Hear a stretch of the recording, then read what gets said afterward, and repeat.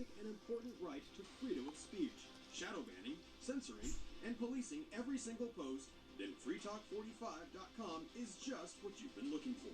freetalk45.com. Freedom of speech online.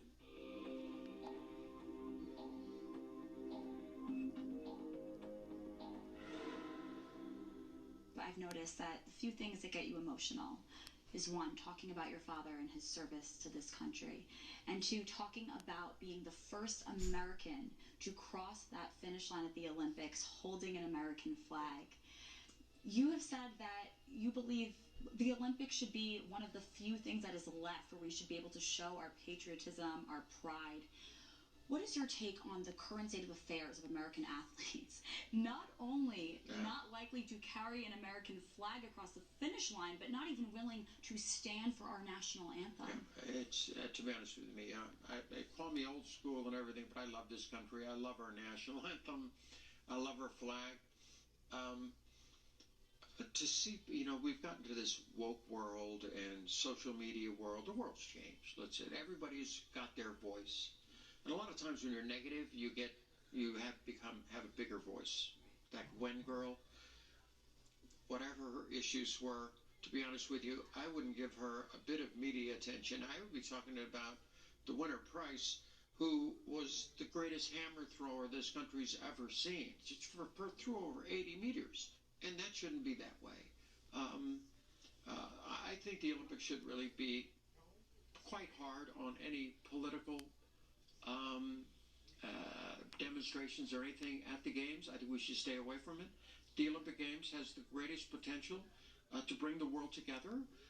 There's over 200 countries there. We can't get 200 countries in the UN. It's the greatest gathering of countries in the world.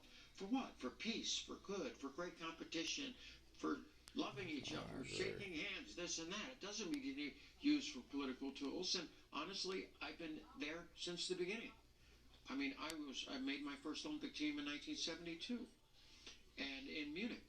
And one building away, in the middle of the night, terrorists came in and, took over the Israeli dorms. We lost 11 Israeli athletes.